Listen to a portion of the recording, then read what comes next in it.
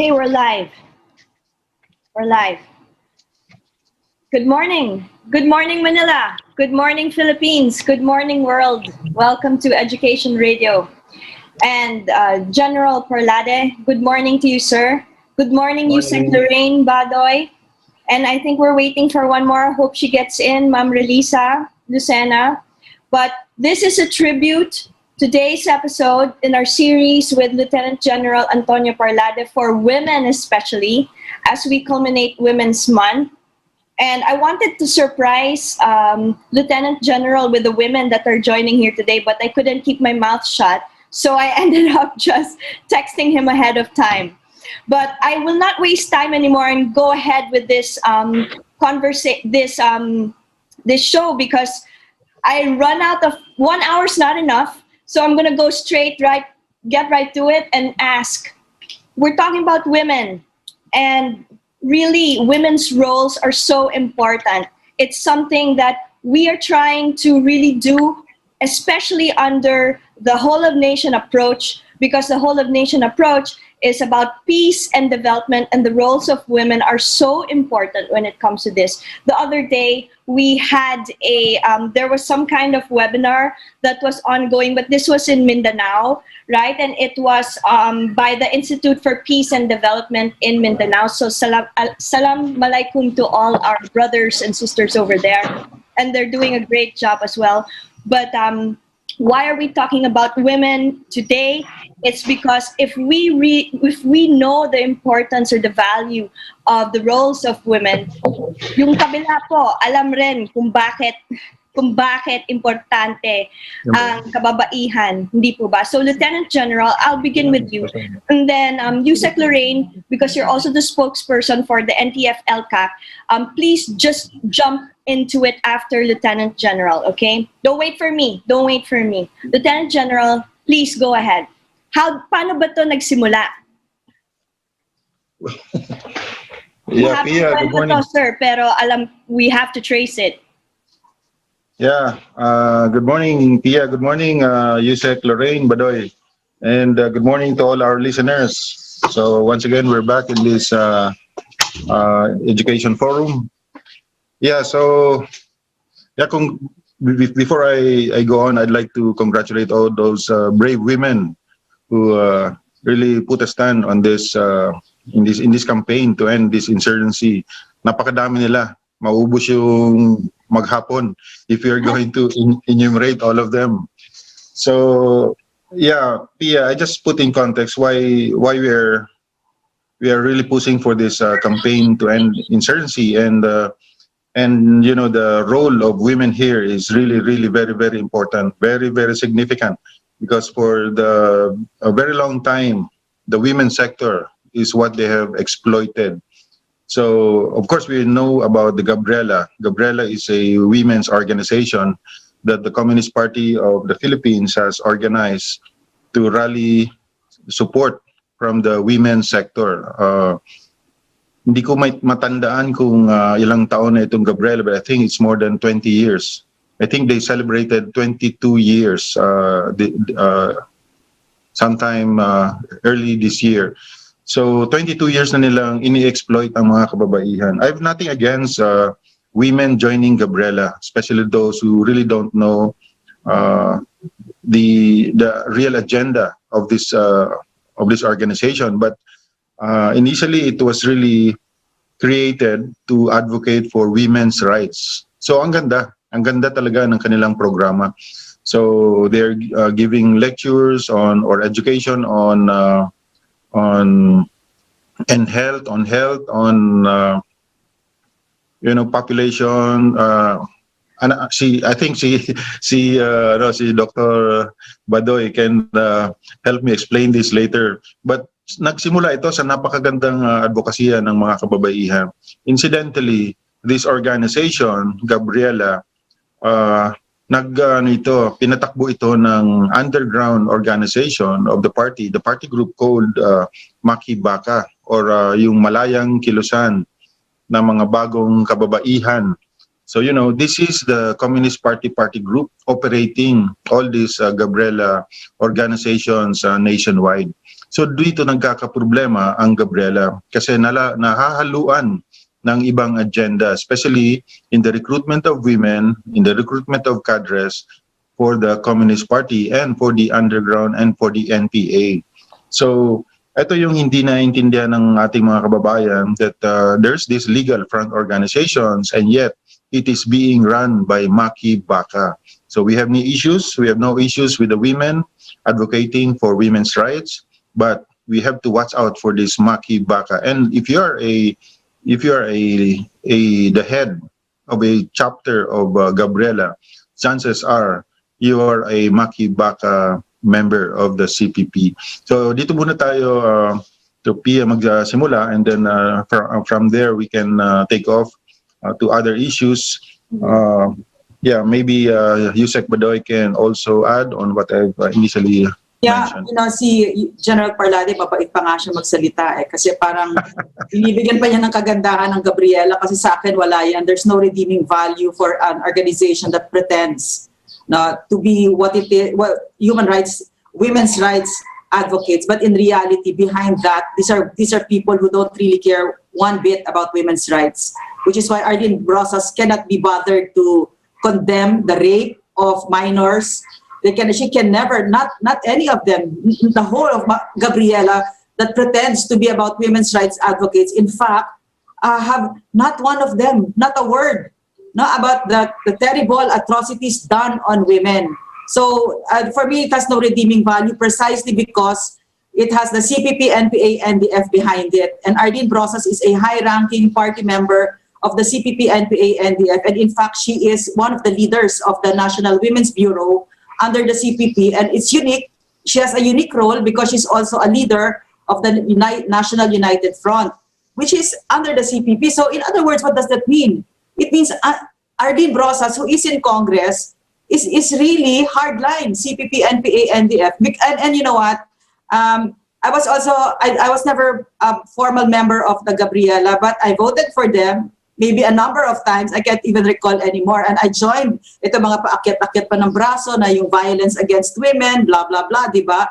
And you just think it's really beautiful and because it's women's rights and it comes from your heart, di ba?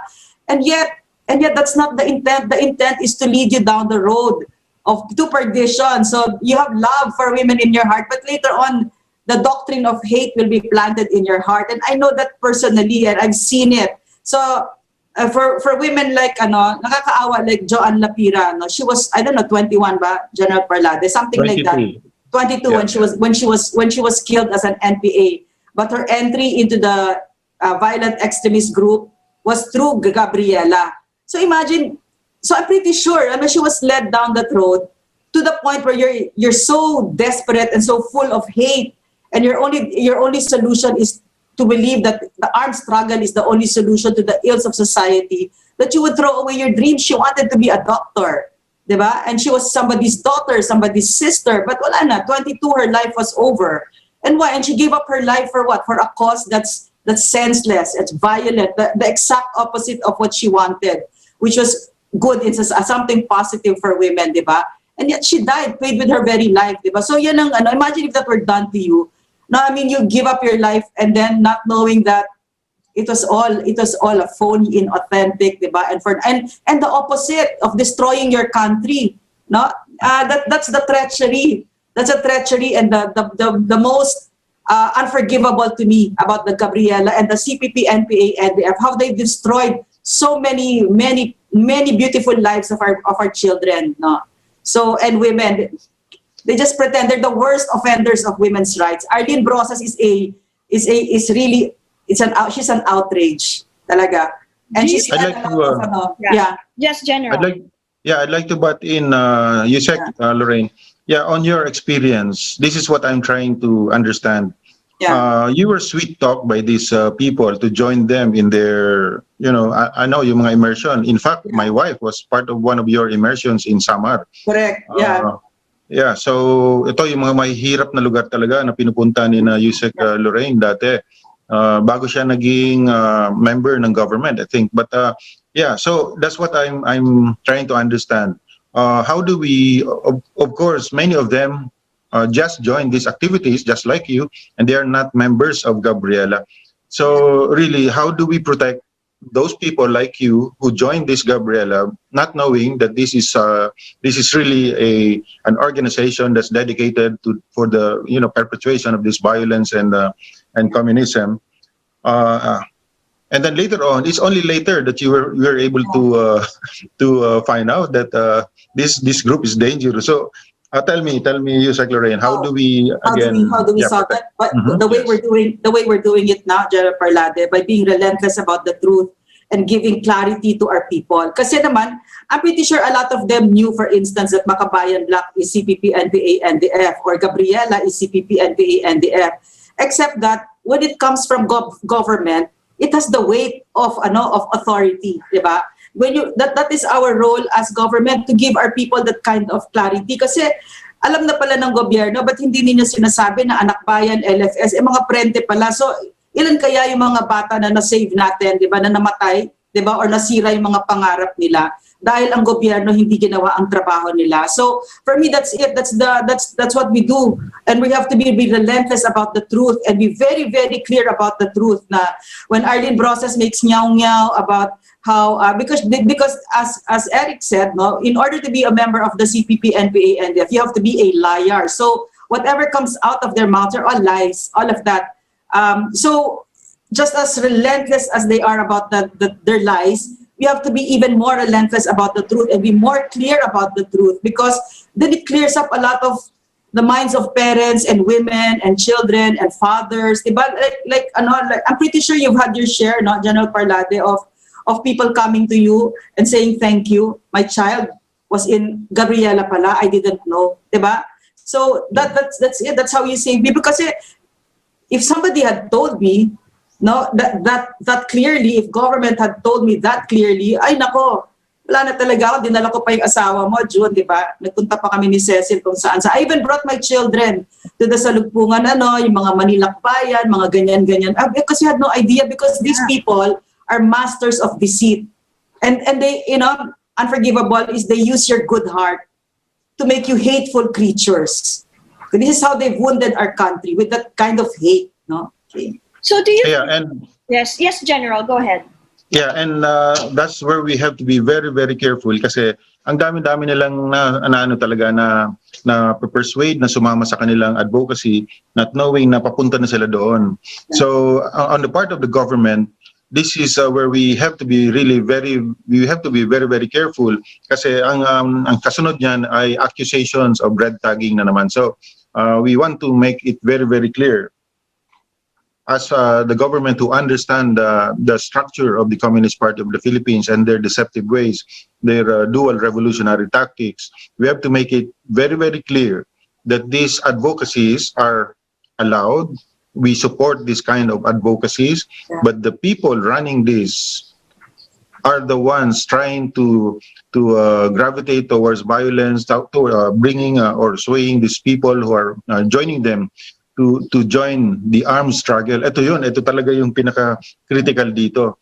Kaya the role, especially of the National Task Force, in educating our people about these red flags is talagang very, very sensitive, and dito talaga naaakusahan ang gobyerno ng red tagging if we are not careful in clarifying that delineation of what's allowed and what's not allowed. But nasa dokumento rin ng Communist Party of the Philippines yan. Meron silang tinatawag na legal, malalegal, and illegal. It's in their 5-year program, and they're teaching their members how to evade the illegalities, how to make sure that their illegal activities are covered with legal works. Kaya nga merong tinatawag na white area. So nakikita natin sila dyan sa white area, sa urban areas. They look like ordinary people, selling bananas and then joining some advocacy group and doing something else. But sila yung link ng red. Sila ang link ng red area. So the reason why the NPAs are surviving is because of this white area being provided, the support provided by this white area. Kaya nagsusurvive hanggang ngayon, medyo nagsusurvive itong mga red fighters nila. So do you think, sir, like we're talking about policies here, how policies are important, our policy makers, our policy movers, our policy builders, right? How are we now going to restructure this, knowing what we already know at this point? Yeah, our policies is as good as our understanding of the issues. So this is the first part of this.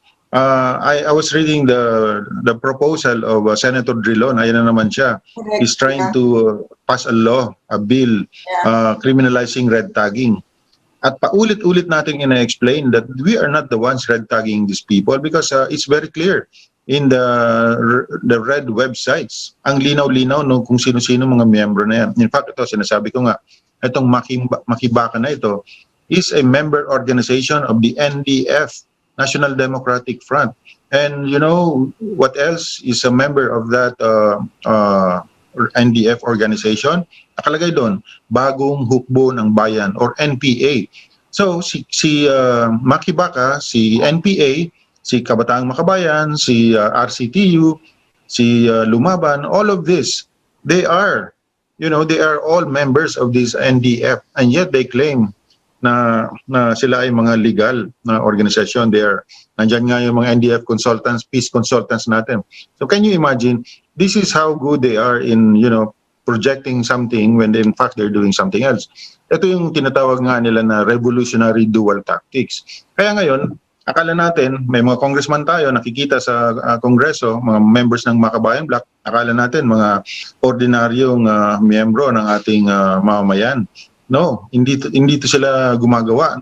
Ang ginagawa nila sa ibabaw ay legal, of course, nakikita natin yan, but napakalinaw ng kanilang role sa underground.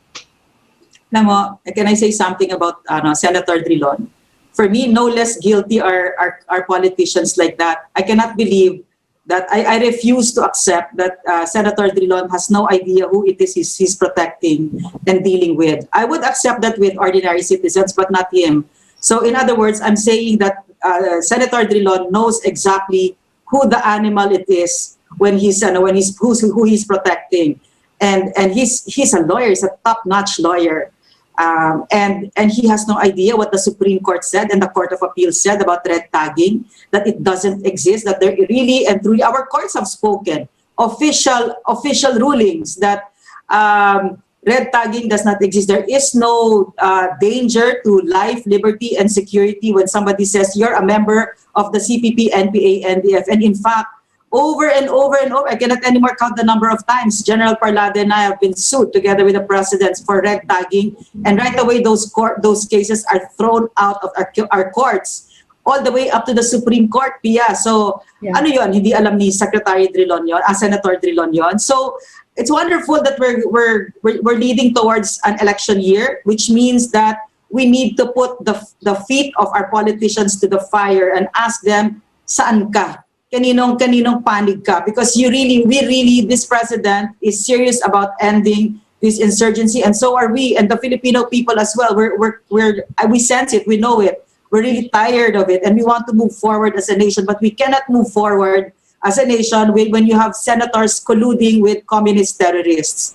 And can you imagine 10 years for red tagging daw? Diba, is he being disingenuous? Nagpapanggap lang ba siya na hindi niya alam yon kung ano yung red tagging at kung anong sinabi ng mga korte natin? I refuse to believe that because my father is a lawyer and he was also a justice when he retired. So I know how legal minds work. So I refuse to believe that Senator Drilon is not colluding with the CPP, NPA, NDF when he comes out with policies like that.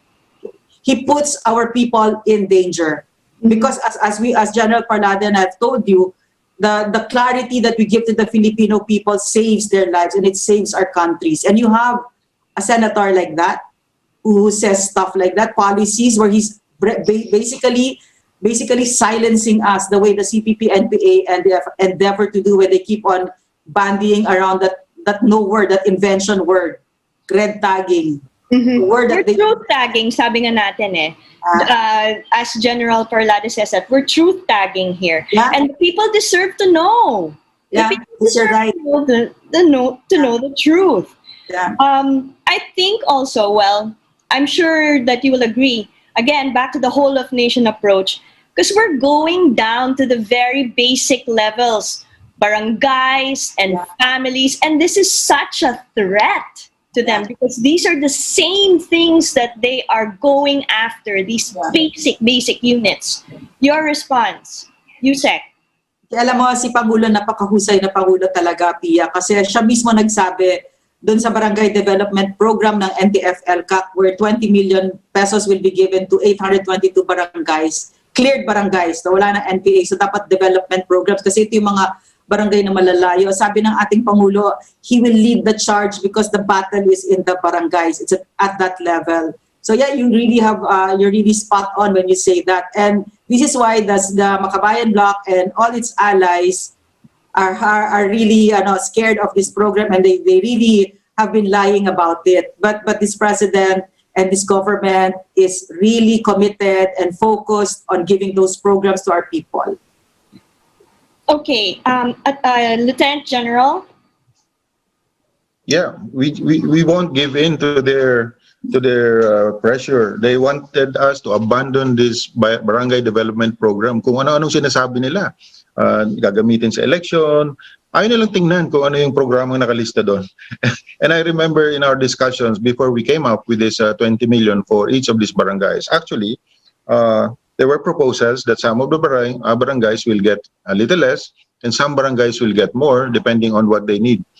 So when that argument came out na okay, some barangays are only getting like 5 million because what they needed are fertilizers. They have the bridges already, they have the roads. What they needed are farm implements. So 5 million lang. You know, the government is really very generous. Kaya pinilit ni Secretary Esperon, for instance, no, let's try to ask for 20 million for each of these barangays. And if the 20 million is not enough for a specific barangay, then let's ask for some more, especially since, for instance, if they needed more roads, or if they needed more bridges, or if they needed more schools, then definitely yung 20 million mo kulang. So pwedeng dagdagan yun. But at least the minimum that each of these barangays will receive was already 20 million. So ito yun. Tama yung sinabi mo, Pia. Dito talaga sila natatakot. Dito sila kinakabahan kasi yung relevance nila dito sa mga liblib na lugar na ito talagang mawawala na. Sabi nga nung mga nag-surrender dito sa Mindoro, dito sa Quezon, sabi nila, 6 years na kaming umakyat ng bundok, nag-NPA. Ang pangako sa amin ay kalabaw. Hanggang ngayon, wala pa rin kaming kalabaw. Yung iba, pinangakuan ng lupa, wala pa rin lupa. Ito si NTF-ELCAC, nung narinig nila, ayan, may kalabaw, may traktor, may fertilizer, may seedlings, kumpleto. Ito ang gobyerno. So bakit pa kami nagtsatsaga doon sa mga NPA na ito? So really, this is hurting the NPAs, the CPP. Kaya talagang they're doing everything to block this program. Okay, my next question, since Ma'am Relisa is here already, I'm going to just go to the role of mothers. Okay, in this quest of preventing violent extremism kasi, ang mga nanay natin, ang ating mga gatekeepers. Si Ma'am Relisa po, alam po niya yan. Kasi nasa forefront din siya sa laban nito dahil sa anak niya. Ma'am Relisa, please say something po. Good morning and welcome. Buti nakapasok na kayo. Morning po, General Parlade, tsaka Ma'am Lorraine at Ma'am Pia. Yes, Ma'am. Actually po, napaka-importante po ng role ng parents. Dahil unang-una, kung papansinin niyo po, from elementary hanggang junior high school, yung mga bata wala sa isip nila maging aktivista o maging part ng CPP-NPA. Pero magugulat ka, pagpasok nila ng universities at saka ng mga big school na, bigla pong naiiba yung pananaw nila. So, ibig sabihin, may something. Doon talaga sa loob ng school, nagkakaroon ng radicalization. At yung napansin ko po, pagka yung tatay, o especially yung mga nanay, masyadong yung very hands-on sa mga anak nila, hindi nila nakukuha yung mga bata, especially pagka hinahatid sundo. kasi nakikita nila yung parents eh.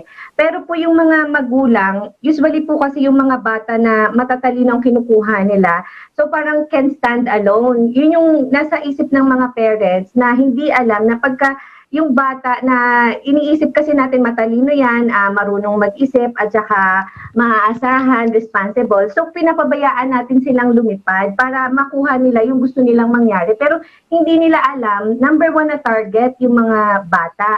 So ang nangyayari, habang pinapabayaan natin yung anak natin na magkaroon ng sariling, alam mo yung stand sa sarili niya, hindi natin alam, inaagaw na pala ng mga makakaliwang grupo. At the same time, pagka nakuha na nila, doon na nila tuturo i-radicalize, i-indoktrinahan, kung ano-ano yung may tuturo na against sa family, nang sa ganun, maputol yung relasyon. So, ganun po nila ginagawa yung pag-radicalize sa mga bata. So, kung ang mga nanay, aware po sila sa mga information na kung paano yung systematic na recruitment na ginagawa ng grupo na to, alam niyo naman po ang nanay, para yung sirang plaka eh. Araw-araw niyang sasabihan ng mga anak nila na from junior high school, pag umalis yan na, ito wag kang sasali sa ganyan, ganun. Alam niyo po, naniniwala ako sa repetition eh, na pagka paulit-ulit na sinasabi natin, although yung mga bata na hindi man sila nakikinig palagi, pero sa subconscious nila, na nare-retain yun. Na pag dumating na sila sa ganung sitwasyon, marirealize nila na, ito na yung sinasabi ng mami ko, ng daddy ko, so hindi ako sasama. Ganun po yung napaka-importante po na yung parents talaga yung ating mabigyan ng awareness nang sa ganun, maprotektahan nila yung anak nila. Kasi, alam mo Ma'am Pia, ang pagkakamali ko, akala ko po kasi dahil nanay ako, ang concern ko, nasa loob lang ng pamilya ko. Hindi ko man lang naihanda yung anak ko sa battle sa labas. Kumbaga, hindi ko alam din po kasi na merong recruitment sa mga private school. Kumbaga, ang naisip ko lang na ang mga aktivista nasa UP and PUP. So, kampante ako na magbabayad ako ng tuition para ligtas yung anak ko. Hindi ko alam na sa mismong school na nagkakaroon ng radicalization at indoctrination. So, yun po yung pagkakamali ko na ayaw kong maulit at mangyari sa ibang magulang. Napakasakit ng pinagdadaanan ko. Talagang, as in, alam mo, everyday, i-enjoy mo yung pain na wala yung anak mo, na lagi mong iisipin kung nasan siya at kung ano yung nangyayari sa kanya. Pero syempre kasi kailangan kong maramdaman to para maibigay ko sa ibang mga magulang yung pain na nararamdaman ko nang sa ganun makarelate sila at hindi na mangyari sa pamilya nila. Yun po yung pinaka gusto kong mangyari at gusto kong kuhanin yung opportunity na magawa to nang sa ganun matulungan yung government natin na tapusin na sila kasi meron pa po akong isa pang anak na babae at meron akong bunso na 11 years old na sana pagdating nila ng college or ng senior high school, hindi na nila maabutan to. Parang masakit po na dalawang anak ko o yung pangatlo kong anak ay makuha nila. Yun po yung masakit kasi... May sabihin ako, Isaya, Pia, General Parlade, yan ang Pilipina na nanay.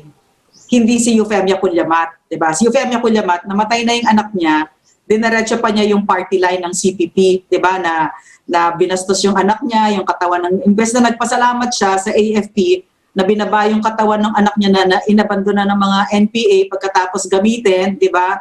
Ano pa siya, ininsulto pa niya. Dinaretso pa niya yung party line ng CPP. Hindi lang 'yon, hindi pa siya pumunta sa burol, hindi pa siya pumunta sa libing. Hindi pa siya, ang pinadala lang niya, 5,000 sa sweldo ng isang kongresista. Diba? Yun ang quintessential na communist mother. Si Isay, ang pinakamali talaga na ginawa ng CPP, NPA, NDF is to come between her and AJ. Kasi ang kulit nito, grabe to. Parang nakita ko yung sarili ko, nakita ko lahat yung kung ano yung Filipina mother, kahit yung asawa ni Jun, kaibigan ko yan, ni General Parlade, ganyan. Ganyan talaga. Ayan ang gustong sirain ng CPP, NPA, NDF, ang ating mga pamilya. Na yun ang uunahin nila at gagawin tayong komunista. At si Eufemia Culiamat is the face of a communist mother. The other night lang, a few nights ago, minessage ko si General Parlade kasi may nagpadala sa akin sa messenger ko na etong St. Bridget School, meron silang event by this organization, SBS Idinayale. Now, turns out, sabi ko, are they recruiting? Kasi ang mga guests nila, Sara Elago, Sol Taule, mga matataas na ranggong kasapi ng CPP, NPA, NDF. Turns out, yes, junior high school, senior high school. Pagkatapos, ito si General Parlade, kaya ako bilib dyan Talagang ina na niya talaga, sumagot-sagot siya. Sumagot siya talaga. Wala akong account pero siya talaga, he went there. And then, mamaya, the next day, meron na sila mga press release, yung pinaganda pa yung sinasabi nila. Mga sinungaling kasi talaga. Tapos, hindi ko alam kung ano ang role ng St. Bridget dito, kung bakit nila pinayagan ito. So, hindi ko alam. Pero we're going to engage with them and see how it goes. Because yung mga nandyan, yung nag sa akin, parent yun, sinasabi niya gusto niya natanggalin yung daughter niya. Sabi ko, kausapin muna natin at tanggalin natin yung organization na yan. So ganun sila kung kunyari, it's about women's rights, babae, bumangon ka or something, mga ganyan-ganyan mga kabaduyan nila ng mga moto-moto nila na ganyan, di ba? But we're talking about minors. Pero sa urban, pero actually, sa probinsya, walang-wala yung NPA na 11 years old, 12 years old, ganyan sila. Mga walang hiya, yung mga anak natin talaga ang tina-target. General Parlade, we have a national action plan, right, Yusek? And in this national action plan kasi, what the Filipinos have to understand, meron din UN plan, di ba? Na UN General Assembly plan. So, umaabot na tayo out of the Philippines to let the world know what's happening in the Philippines. Sir, more of your insights on this. I think you're in mute, sir. Yes, I think medyo late tayo pero maganda yung result. Mabilis tayong kumilos and now we are being heard worldwide. Mabilis nang magresponde ang ating gobyerno. The Department of Foreign Affairs is on board. Yung ating other agencies, they're on board. Yung ating UN mission sa Geneva, permanent mission. Right away nung narinig nila yung statement, nabasa nila yung statement ng United Nations judging us or prejudging us on this, for instance, yung sinasabi nilang Bloody Sunday in Calabarzon. Sumagot kaagad si UN permanent mission natin sa Geneva to warn the UN that they should not prejudge us because we know what we're doing. In fact, less than 24 hours nung nakita nila yung mga post natin of what these people truly are, like they're really NPAs and part of the terrorist organizations. Ayun, nag-recalibrate ngayon ang United Nations sa kanilang mga statement. So this is it. I think we just have to continue exposing them. We just have to continue countering their propaganda. Para at paulit-ulit talaga. Tama yung sinasabi ni Isa Hindi po pwedeng one time ka lang magsalita. Hindi pwedeng twice, 3 times, 4 times. No, ulitin mo talaga. Tulad nung kanina nga, yung kinikwento ko, kahit anong explanation natin about red tagging, eto na naman, paulit-ulit, ito sina Senator Drilon about this red tagging. In fact, nga, gusto pang mag-file ng kaso. So, mga sarado ang utak nila. Pero, the only way to address that and to counter that is talagang we push for this narrative, the real narrative, yung katotohanan. So kahit na yan naka-block si Yusek Lorraine, at least merong ibang nagsasalita for Yusek Lorraine. So ngayon nakakarating yung mensahe sa kanila. Tama yung sinabi kanina ni dun sa St. Bridget. We have to nip it in the bud kasi alam mo yung sinasabi nilang abante, babae, abante, yung kampanya na, saan papunta yon? Papunta yan sa bundok. At pinakinggan ko, Yusek Lorraine, pinakinggan ko yung speech ni Taule at saka ni Elago. Talagang hate campaign, talagang yun yung pinopromote nila to hate their government. So doon nagsisimula. Mga grade school ito Hume students, grade schools. So can you imagine, tinitingnan ko itong anak ko, in a few years, nandiyan na siya sa age na yan na pwede na siyang ma-exploit. So, hindi ako papayag na hayaan na lang natin sila. So, yeah, we just have to be very, very vigilant Kasi ano sila, ang galing nilang magmaniobra, ang galing nilang maghanap ng ibang paraan. Especially since ngayon, exposed na itong Gabriela Youth, exposed na itong ibang mga organization nitong mga Communist Party. They're now thinking of other or creating other organizations to recruit these children. At ulit-ulitin ko yung nakita natin doon sa dokumento ni Vicente Ladlad, Central Committee member na na-capture natin. As of September 2015, 8,635 na bata na ang na-recruit nila. Sa anak bayan pa lang yun. Wala pa doon yung kabataan. Wala pa doon yung ibang organisasyon ng mga kabataan. 8,635 PIA. And that was 2015. At nakalagay doon, anong edad nila? 13, 14, 15. Yeah, so consistent sila. So, tama yung assessment natin that if we're going to address this problem sa college, wala na, late na tayo. Kasi buo na yung utak ng mga bata as soon as they step in the grounds of our universities. Sa high school pa lang, doon na talaga ito, doon na nila rin-radicalize yung mga kabataan. I can relate to that because I have my own projects in my own schools here in Quezon City, and they are already being influenced as young as 12, because I started with the 6th graders also, and I was fortunate enough to take the Marawi heroes, the ones who fought in Marawi, so that these children, together with our teachers, can really show them what they're doing, what the government is doing for our country in protecting of not only the families, but also the educational system. It's an ongoing program, actually, but we were very surprised to really hear from some of our teachers that as young as 12. And it was a hunch for me at that time, because I felt, since I'm a teacher also, it was a hunch for me at the time where I said, I think these guys are going to go for the younger ones because it might be too late already to go for the older ones. So they'll start young. And true enough, sir, that was the scenario, right? And 12 years old, you're saying 13 years old, that's really so young. But imagine from 12 till college and they already have a set ideology in their minds. Wala na yun, sir. Sabi nyo nga, too late na. Yes, so that's their issue with this academic freedom. Ayaw nilang pumasok tayo sa mga eskwelahan because of this academic freedom, especially in the University of the Philippines. Alam to ni Yusekwi kasi graduate siya ng UP. But alam mo, really, we have to support academic freedom. Pero hindi itong perspective nila. Alam mo ang definition ng academic freedom? For them to freely teach the Maoist, Marxist, Leninist dogma. Hindi nila pinayagan na ipasok yung civic and democracy. Back then, 1972, 73, that was the plan of the government to introduce this so that the students will have an option. Like, okay, now you understand communism, Leninism, Marxism. Okay, ito yun. Ito yung, this is good governance, this is democracy, this is how to be a good a member of the society.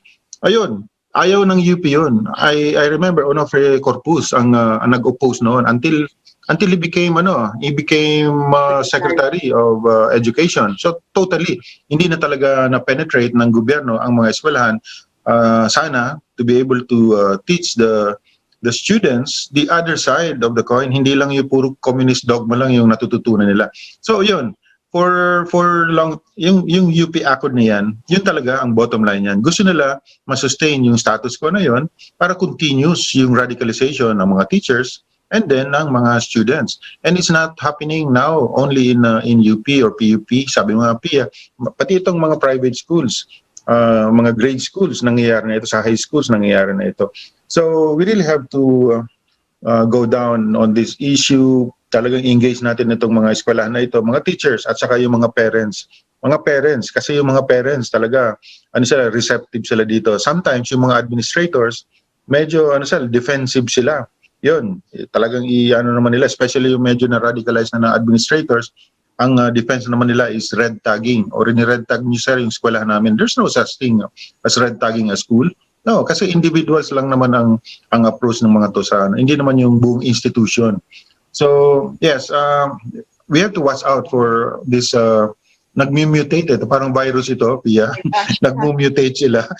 Depende sa response ng gobyerno, response nitong mga organization na katulong natin, ito sina Isay, nag-mutate sila para hindi natin ma-monitor yung kanilang mga activities. Pwede ko bang ikumpleto yung picture? Iko-kompleto ko yung picture. Dito sa urban area yan, mga 11, 12, shocking, di ba? Pero sa mga gidas, mga in geographically isolated and disadvantaged areas, yung ating mga kapatid na katutubo, yung mga anak nila katulad ni Awing, Datu Awing Apuga, he was 5 years old when he was taken from his family. And then 8 years old, marunong na siyang pumatay ng tao. So ganon yung ito yung mga batang kinikidnap at may trafficking, yung katulad yung kaso ni Satur Ocampo at ni Franz Castro, yung 14 na minors na taga-Talaingot noong 2018. Pinick up lang nila, tapos dadalhin nila sa Haran.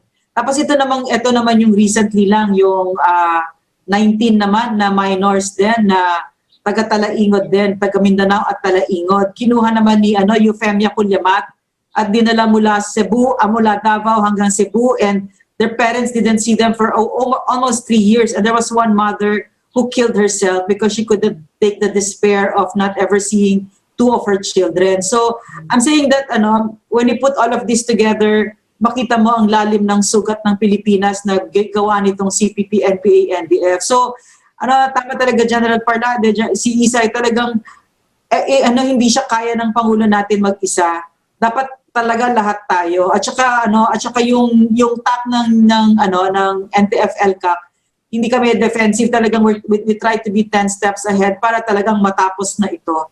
And now's the time to do it because we have a president who is also dead set and whose heart is really for the Filipino people.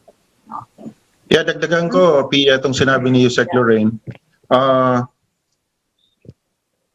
I really can't imagine, until now, may mga members of Congress and Senate na very defensive pa doon sa ginagawa ng Save Our Schools. Itong mga rescue natin doon ng mga kabataan. Si Mikey Romero. Mikey Romero. Yes. Yeah. Yes. Hindi lang si Mikey. Ang dami ko pang narinig mga comments. Si Abante. Yeah. Sila. So can you imagine, ito yung gobyerno natin, pinipigilan itong recruitment, human trafficking ng mga kabataan, mga bata. Nandito na sila. They're from Mindanao, but they reach as far as Cebu. But you know that in 2018 or 2017, there were five manobos who surrendered in Abra. In Abra, that's in Northern Luzon. So Pia, ganito rin yung ginawa nila. Human trafficking din yun. Sinabay nila dun sa Manilakbayan. Ang pangako sa kanila ay bibigyan sila ng magandang edukasyon sa Metro Manila. Pagdating nila sa Manila, dumaan sila sa UP, somewhere dyan sa may UP Village. And then, after 2 months, 3 months, dinala sila sa Abra. After a while, ayun na, kasama nila yung mga NPA ng Abra. So, hindi naintindihan itong mga monobo na ito. Ba't sila nandito? Mga Ilocano ito, mga iba na itong mga kasama nila. Hindi sila magkaintindihan kasi totally different cultures. So, hindi rin makasurvive yung 5 kasi hindi nila alam yung lugar sa Abra. So what happened was after the series of encounters dun sa Abra, nag-decide itong 5 na ito na mag-surrender. And 16 years old lang sila. 16. Yung isa, inabot na ng 2 years dun sa kaya inabot ng 17, 18 nata yung isa. But 5 yon. This was the start of our inquiry.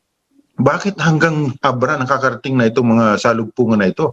So, only to find out, talagang may program silang ganun at matindi na yung kanilang programa. And upon further assessment, lumalabas, Pia, na this is about the funding that they're getting from the European Union, from foreign donors, from church-based organizations, and they are in billions. In 2011, we found out that the CERNET, Community Empowerment Resource Network, was able to generate some 6.7 billion pesos from their European donors. Can you imagine this, Pia?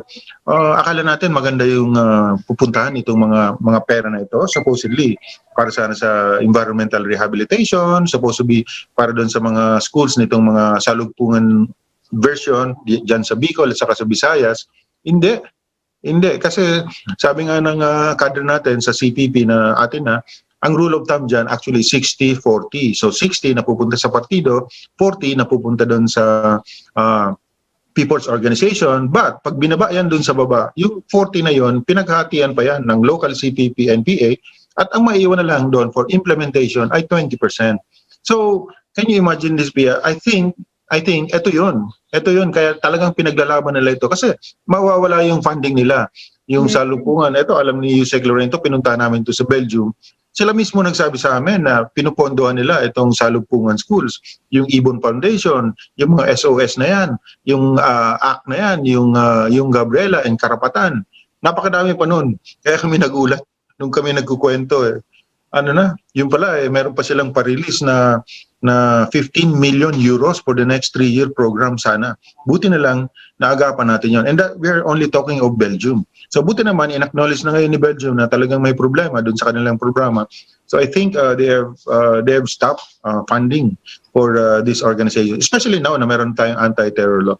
So ito yun, Pia, we have to educate make the people understand why we're doing this, because it's not only about the abuse of these children, it's also the funds that they're generating, billions Pia. Yung nakukuha nila dito sa mining company, sa mga negosyo dito, wala yon. It's a pittance compared to what they're getting abroad. So ito yon, dito talaga sila nasasaktan. Kaya grabe yung kanilang pagsusumikap na matanggal itong NTF-ELCAC na ito, kasi ito na. Kami yung nag-address na itong mga funding na ito from organizations abroad. Yeah. Ang malupit ko dyan, Ma'am Relisa, sige po, umaya na. Idagdag ko lang po, kasi gusto ko rin pong malaman ng mga parents na, at saka ng buong mamamayan na dahil po kasi merong power yung mga congressmen and congresswoman. So yung mga schools, kapag nag-request sila ng something na mag-present doon or magkaroon ng program doon sa school nila, hindi sila makakatanggi. Kasi may nakapagsabi po sa akin na yun nga, parang binabantaan din sila pagka tumanggi sila. Kasi nga, mga kongresista sila.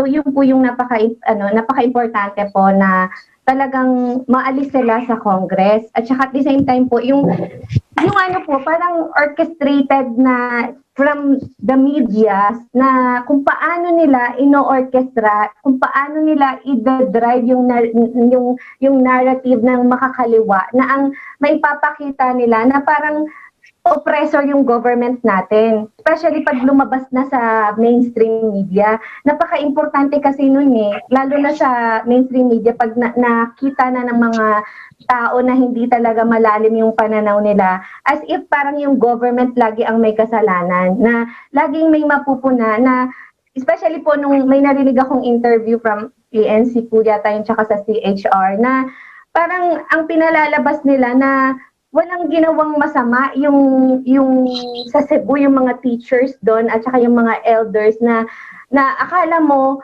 yung mga bata na dahil parang sariling kagustuhan na ng mga bata kahit minors, parang i-disregard na yung decision ng mga magulang. Ganun po kasi nila tayo pinaglalaruan. Napaka-importante po nung media na talagang mabigyan sana rin itong mga media na to ng kaparusahan, lalo na kung ang pinapalabas nila parang masama ang gobyerno, na hindi nila pinupunto kung ano yung karapatan ng mga magulang at yung dapat kung nasaan ang mga minors. Ganun po kasi tayo na paglalaruan Ayun lang po, ma'am, i-raise ko din po. Dagdag ka lang, ma'am. Yusek Lorraine? Talaga ang laki ng problema natin kasi nandyan sila all over in the institutions talaga that shape our hearts and minds, di ba? So, na-overwhelmed lang ako minsan. Pero yung maganda doon, yung NTF-ELCAC, kasama itong sila Isay, talaga mga fighters din. Talagang we're really, including Pia, we're going to fight for our country. Di ba? Buti na lang meron talagang may social media, di ba? So, pero katulad nito, natatanggal din kami sa Facebook. Kahapon, we sat down with Facebook and we're really going to go hard on them. They already are, we found out that they've already been breaking laws of our land. So we're going to go down that road. I was gonna say, ang malupit din dito kasi, and Lieutenant General, you can also please enlighten us further here, is yung role ng DILG. Ito yung kinakatakutan din nila kasi kanina pa natin sinasabi na bumababa at bababa tayo sa barangay at pamilya. Eh sila yung head din ng NAP di ba? So para sa kabila, kaya siguro sila natatakot din. Pero Yes, ano, because can I just Yes, say you can. something, Jonas, shortly lang. Pero hindi nila alam, kunyari, tinitira nilang DILG. Hindi naman DILG to, this is a whole of government approach. So, buong gobyerno kalaban nila. No? Okay, General Parlade, go ahead. yeah, we're now down to the barangays, and this is really what's going to hurt them kasi some of these barangays, they have already organized their own shadow government.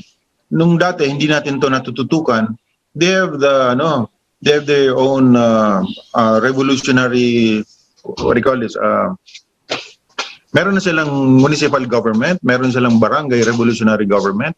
Naka-ano na yun, naka-in place na yun. Yung sa Salugpungan, yung sa Talaingon, that's what happened there.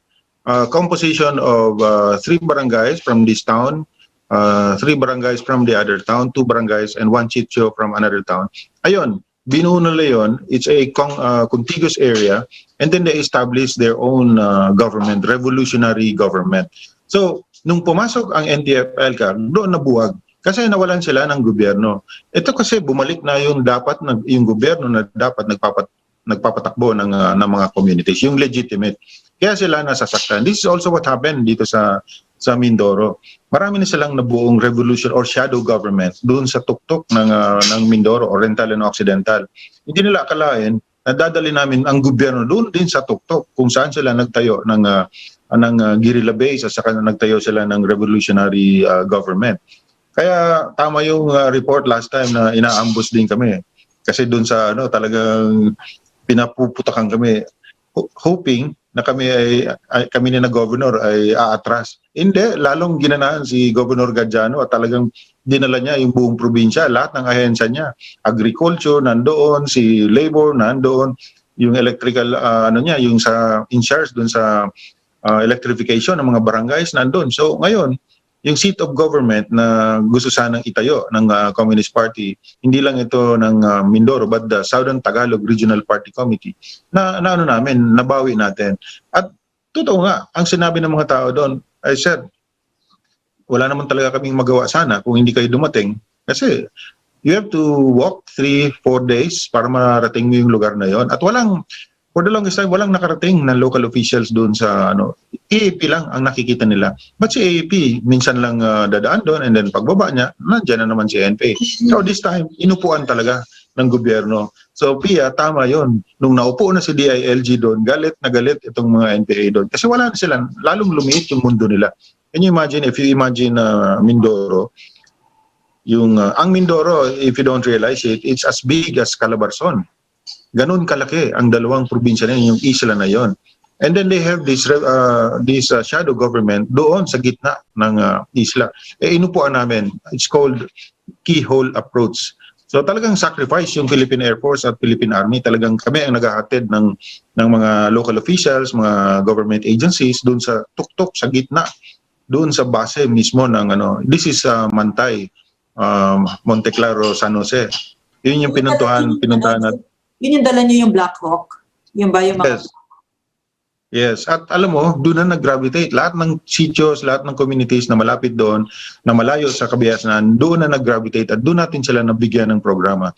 So, we discussed this with the governor and told them, including the DPWH and the other agencies, we really have to construct that road, connect this far and isolated barangay and sitios, composition of different barangays, different sitios, going to the civilized, Kasi pagka iiwanan natin sila, well, wala kaming planong iwanan, but napakahirap naman na every time na mag-move, helicopter lang yung sakayan nitong mga government employees natin. So, right now, yan na yung ginagawa ngayon. Sinisimulan sa isang trail na malaki, and then eventually susundan ng highway. That's good governance. Yan. Can I say something? Okay? Yung the bigger picture to me, the bigger story here is really good governance. It's happening all over the country. Because sinasabi nga ni Pangulo, kung gusto niyang tapusin ito, good governance lang talaga ito. So ang ganda-ganda, Pia, alam mo, down on the ground, yung katulad sinasabi ni General Parlad, ang ganda-ganda ng mga nakikita ko a week ago, andun kami sa Tacloban. Tapos na-meet ko yung mga former rebels, si Mayang, Commander Mayang. Kinikwento niya, grabe, ganito pala yung gobyerno. All the time you keep hearing that, nararamdaman na namin yung gobyerno. Kasi, because it's from the president, yung mandato na yon ng gobyerno, the whole government. Sinasabi niya, kasi she's the leader of the former rebels. It's a federation now. And then she was saying, Mayang, yung meron pa kami 5 slots ng sabi ng TESDA, meron pa sa carpentry. Mayang, may housing dito. Mayang, may ganon. Diba? So, it's really our country is really moving forward, and it's and you know what, it's beautiful. It's transformative on both sides. Kasi even the mga police sa Region 11, meron sila yung revitalized police sa barangay. These are policemen who stay there for 6 months. Hindi lang yung mga pakonti-konti lang, talaga nag-i-immerse sila. Tapos sila yung nagtuturo ng mga homework ng mga bata, sila yung nagbi-build ng mga bahay, kasama ang AFP, sila nagpapanganak ng mga babies doon, di ba? So, the joy of public service, we were also experiencing it on our end, and it's really transforming our country. So really, in my mind, plenty of times, maybe because I'm a doctor, the bigger problem is really poor governance. And then the CPP-NPA, for me, they're just a side story because as far as I'm concerned, tapos na sila. It's just a matter of time. Guerrilla fronts being taken down in complete guerrilla fronts, di ba? It's not their surrenders na pa isa-isa, pero the rule right now is talaga nagkukumahog ang NTF-ELCAC because talagang on their own, they're really surrendering already in droves. So our country is really healing. So, and if we do it lahat tayo sabay-sabay, yan talaga ang mangyayari sa ating bansa. We're really moving forward. Katulad din kinikwento ni General Parlade, even in public servants talaga, I see them, they're doing heroic work. And from the barangay captain to the kagawad, all the way up to the governors, and even some congressmen as well. No, so our country is really moving forward. And in a short while, itong CPP, NPA, NDF, they'll be left in the dustbin. And I hope behind bars where they belong. Yeah, tungan ko yan, Tia, yung sinabi ni Yusek, back to good governance. Ito, malapit na naman ang election. Ito talagang naging problema natin, yung patronage. Yeah. Patronage. Ang ating mga politiko, they really didn't have any ambition of uplifting the living conditions of their people kasi gusto nila forever dependent sila sa mayayaman na politiko such that, sir, pahingi po, panglibing, sir, pang-hospital po. Alam mo, yung kwentong ganyan, totoo yan sa mga, lalo sa mga liblib na lugar. Ayaw nila na umaangat. Itong mga politiko natin, ayaw nilang umaangat ang buhay ng mga mahihirap dahil gusto nila luluhod itong mga to, manghihingi ng and patronage. And for the longest time, ito ang nangyari. Sila ang namamayagpag, ang lahat ng pera na makukuha nila, kinukuha nila, para pagdating ng eleksyon, ayan, mamumudbud, at pagkatapos ng eleksyon, mawawala. Dahil ang pinaplano naman ay kung paano mangolekta ng pera na kukurakutin at ibibigay na naman sa susunod na eleksyon. So absent sila during the entire term na nakaupo sila. Patronage, eto ngayon, nasasaktan itong ibang mga politiko na ito dahil si gobyerno bumababa na ngayon, natutulungan na itong mga maliliit na mangingisda, maliliit na mga farmers. Nagkakaroon sila ng totoong hanap buhay na pwede nilang masustain kahit na ngayon may COVID. Alam mo, Yusek, nakakatawa yung mga kwento ng mga nakakausap ko doon sa malalayong lugar dyan sa Bondok Peninsula. I said, at least, bago dumating yung COVID, kami na-enable kami. So ngayon, hindi na kami umasa sa gobyerno. Yan, meron kaming bangka na maayos na magagamit namin sa pangingisda. Meron kaming market na meron kumukuha ng kanilang produkto. So, in other words, hindi nila po problemahin kung saan nila ibibenta yung kasi pumasok na si gobyerno even before COVID because of this NTF-ELCAC. Ramdam na ramdam nila eh. So, kaya nga ngayon, ang threaten ngayon ay yung mga traditional mga politicians na maaaring mawala ng boto pagdating nitong next na election. Yes. Yeah. So, really, that's good governance. At ito ang tatapos dito sa insurgency ito. Yeah. Right. final words po na tayo. So I can only give 1 minute to Ma'am Relisa, please, and then Yusek Lorraine, and then Lieutenant General Parlade. Para po sa this whole nation approach, meron pong malaking parte ang mga magulang. And ito po yung ma-inform sila at malaman nila na magkaroon ng na protektahan nila yung mga anak nila, kasi kahit ano pong pakikipaglaban natin, kasi sindikato to sila so may pera, so kapag may pera, andyan yung paulit-ulit na itatry nila ulito. Pagka naging okay na tayo at nagkaroon sila ng pagkakataon, uulitin nila to, magkakaroon ulit ng recruitment, magkakaroon ng Pero kung aware lahat ng mga parents, and yung mga parents mismo ang magpuprotect sa kanilang mga anak, wala na silang maloloko. That's why po, malaki ang parte ng mga magulang na sana i-engage din nila yung mga sarili nila para sa whole nation approach na matapos na tong insurgency. Ayun po. Okay. For me, okay. You know, at my age, I'm no longer literal about a lot of things. I haven't been literal in a very long time. So when you say women's rights, that to me means the energy of the feminine energy, which I see very clearly in my good friend, General Parlade. And you know, the best human beings right now are those who can marry their masculine and feminine forces inside them. So I see it with General Parlade, I see it with the AFP, I see it with the leadership in the NTF-ELCAC, I see it with our president. What is the feminine energy? You know what it is? It's nurturing, diba? It's very caring. It's fighting for your young. It's fighting for the defenseless and those who have no defense, diba? So that to me is when I say Happy Women's Month. It's for all of us na nagsasanib puwersa ang, and what are the masculine forces? The executive, diba? When you get things done, diba? And that exists inside each person. And I can see that all of us here now that are really truly love their country are attending to the rebirth of our country. And I see it so clearly. I didn't see it before, but because of this president, I can see a country that I've always dreamed of, that we could leave to our children in a much better shape than when we found it. And I cannot help but magbigay pugay sa aking kaibigan, si General Parlade. I really truly admire him. I really love this man so much kasi we've traveled such a long way na talagang he's the kind of guy na walang pakialam sa career. I mean, you can see he's an outlier in the AFP, diba? So, and that's what we need, people who will speak out and defend the defenseless. And that to me is what feminine energy means. Happy Women's Rights. Happy Women's Month pala. Sorry. Thank you. Thank you, Yusek Badoy, for those very kind words. Thank you, Pia, for this opportunity again. Isa, thank you for sharing your. Thank you for sharing your experiences. Ito lang ang sikreto ko. Magbasa tayo na magbasa, keep an open mind, understand, yun, kultura, mangyan. Intindihin natin itong. Basa ng basa, correct. Basa. Yan, basa ng basa. Ito lang ang paraan natin para makontra natin yung mga kasinungalingan nila. Alam nyo, blanco, tahimik sila kapag nagsalita tayo at mayroong basis yung ating mga sinasabi. So mabuhay ang mga kababaihan, mabuhay ka, Pia, at mabuhay ang iyong programa. Maraming salamat po, sir. Thank you so much for always being here. More of you. Expect it.